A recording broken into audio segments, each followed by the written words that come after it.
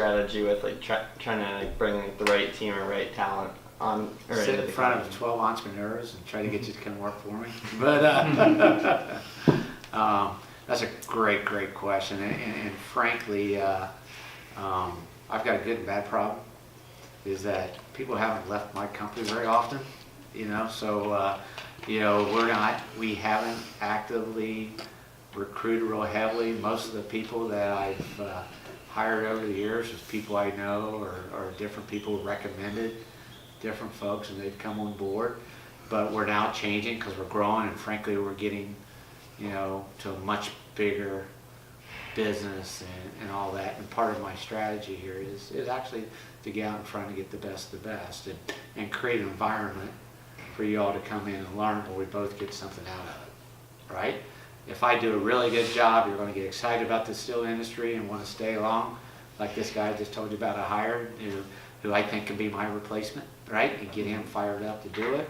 If not, you're going to learn a tremendous amount about the steel industry, about manufacturing. You're going to build relationships to go work at a major OEM or create your own business like the girl over here did, right? Over those type of things. So I want to try to create an environment where it's a win-win and try to get the best of both people in there. And frankly, I operate, it's probably against a lot of different companies, but attitude and feel, and I'll take attitude and effort over a GPA any day. But that's competition and competitiveness is what we're looking for. Somebody that doesn't give up, has got a good attitude, smiles a lot, and is not afraid of failing. That's good. Most of our entrepreneurship students are in the second tier when it comes to GPA. They do good work. Yeah. You can't outthink it. In all seriousness, I mean, it's you've started several stuff. Sometimes you just got to go, right? A big part of I didn't tell you is I call it managed risk. Is I'm typically not afraid to do something if I can live with the downside. So anytime I have a challenge in front of me or an opportunity in front of me or a decision to make, I kind of ask myself, can I live with the downside? And if I can live with the downside, I'm apt to do it, right? Typically, if you come into me and say, hey, I want to go out and make a buy, I think I got a great opportunity, well, what's the downside? Can you afford to live with it, and can I afford to live with it, right? Because if you make a big mistake, we're both in trouble, and you're in trouble, right? And living by that motto has been tremendously helpful. Second motto I live by is I change what I can. If I can't change it, I don't spend a whole lot of time worrying about it. You can threat and worry and have fear all day long. It just creates bad behavior. And I like to put myself in a positive environment that allows me to make good decisions. Anytime you're in a positive environment, you make good decisions. So I tend to cut my losses quick and hard because I don't like to spend a lot of time talking about negative stuff. And I'll probably take a haircut on something sooner than later, right? Mm-hmm. And also, anytime you run an organization, I found that me saying I was wrong or it's my fault, and a lot of times I don't believe it, but I'll say it because it allows the organization to move on, right? Just little simple things, but you break some little core principles, you can do a lot of great things. Am I taking up too much time here? No, we have another 20 minutes, easy. Yeah. What's the biggest thing you've walked away from? The biggest thing, this is really interesting, at least to me anyway, in mid-1990s, I was selling a lot of metal to GE and I was doing well. And there was an opportunity in the marketplace for a product called a PMA. It's a Parts Manufacturing Authority, which is basically an alternative to a GE component. And the FAA had created this policy that very few people understood.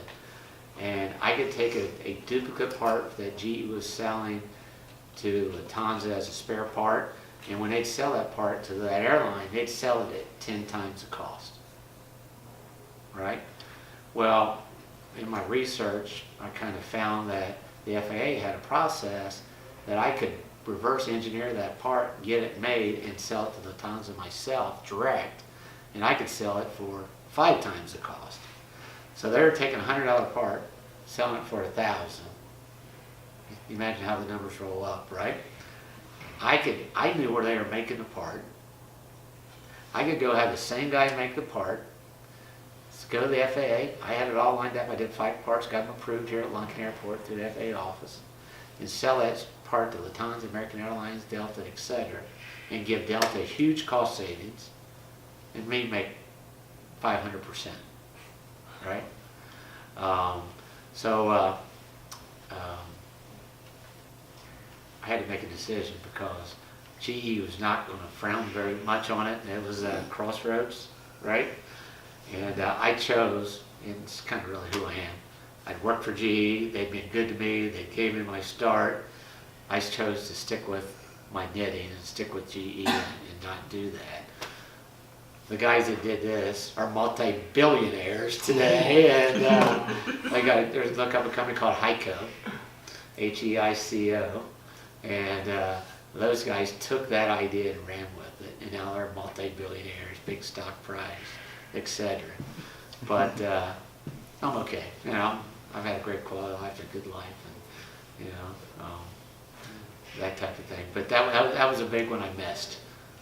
And that was more for me, it was kind of a moral thing. I just couldn't quite, cut the hand that fed me, But a greedy person, and I knew the potential of it. Mm-hmm. And I was first one in it, right? So that was a good example of one that I look at a company up, you'll see what they do. That's all they do. Billions of dollars a year. You see their stock run up all over the place. Wow, that's awesome. Yeah. Yeah. Any other questions? Is that helpful at all? Is this interesting to you guys? Yeah, definitely. Yeah. I'll leave some cards here. If you guys want a card, contact me. We'll come out and give you a tour of the plant, show you kind of what we do in real life now. Now I'm working for the man running a big company, totally different. I got 5 different businesses that report to me today. For 9.5 years, they let me do what I wanted. They're going into the 4th generation. They're starting to grow up, mature, so they're starting to become big company-like. So that's making me want to go do something different. So you guys got a good idea. I might be interested in funding it. So, all right. All right. Fair enough. Fantastic. Thank you very much. Appreciate your time. Yeah.